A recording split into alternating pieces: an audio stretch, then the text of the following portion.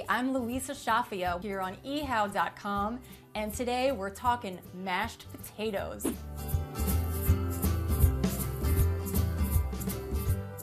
Today I'm showing you how to make several different kinds of mashed potatoes for the holidays, throughout the winter, or for whenever you want this classic comfort food.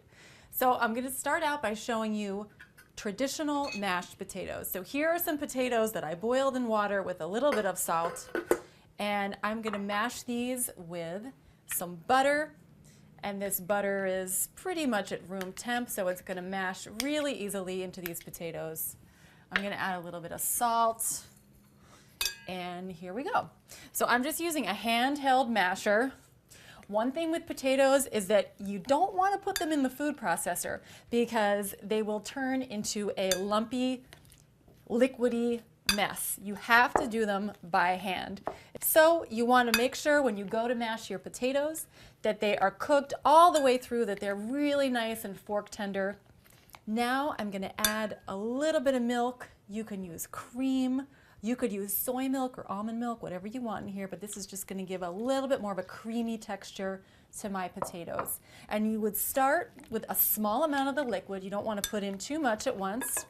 And then just eyeball it. Make sure it looks good. Just enough liquid to make it creamy. So these look really great. Classic mashed potatoes.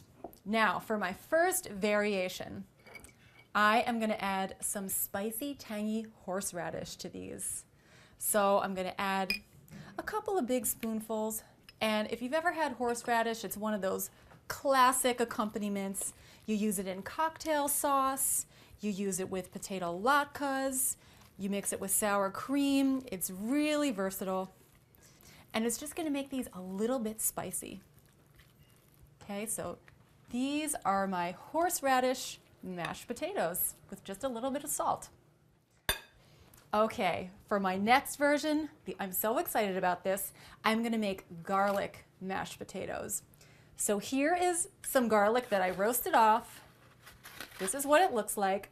I just rubbed it in olive oil and roasted it in the oven until it was tender. I squeezed out the garlic and I got this delicious, rich paste. This is what it looks like. So I'm putting this into my mashed potatoes. And you know what? You don't even have to use butter if you don't want to. In this version, I'm going to add a little bit of olive oil. And I'm just going to mix in this mellow roasted garlic paste. So I'm just going to get the full flavor of the garlic, but mellowed without any of that sting from raw garlic. Just mix it in until it's fully immersed in the potatoes. Can't even see it. And this is what it looks like. This is a really nice, kind of sophisticated accompaniment to fish, chicken, any kind of protein. Really nice and subtle. Okay, this is really cool. This is a traditional Irish dish that's called Colcannon, and it's made with mashed potatoes and sautéed kale. You could also use sautéed green cabbage, but I love kale, so I made some organic kale. I just sautéed it in a little bit of olive oil and salt. I cut it into shreds, and I'm just folding it into the mashed potatoes. I love this idea because it's a great way to get your healthy leafy greens right along with your classic comfort food, mashed potatoes. So Colcannon is a great way to go, and it looks really beautiful. I love this for a holiday table. Okay, same idea. These are cremini mushrooms that I sauteed in some oil, and I minced them up really fine, and I'm going to stir these into my mashed potatoes. Now, you might have heard of truffle mashed potatoes. This is kind of the same idea, but instead of using truffle oil, I'm using actual whole mushrooms that I cooked and cut up. Now, you could use any kind of mushroom that you like for this. You could use portobellos. You could use button mushrooms. You could use a more expensive wild kind of mushroom like chanterelles or porcinis. And this looks wonderful. This is so warming in the cold weather, in the fall.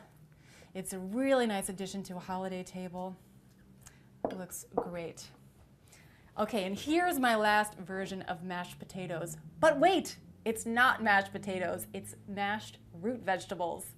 So maybe you'll notice this is a little bit of a deeper yellow color, and that's from these gold beets that I mixed in. So this is a combination of gold beets, celery root, turnips, and parsnips. And this tastes delicious. I made it with some butter. I made it just the way that I made my mashed potatoes.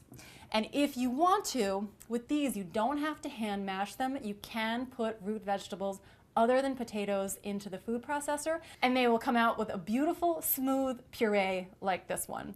And it's a great way to incorporate healthy root vegetables into a meal. So that's it. I hope you learned a lot from this expose on mashed potatoes. I'll see you next time here on ehow.com.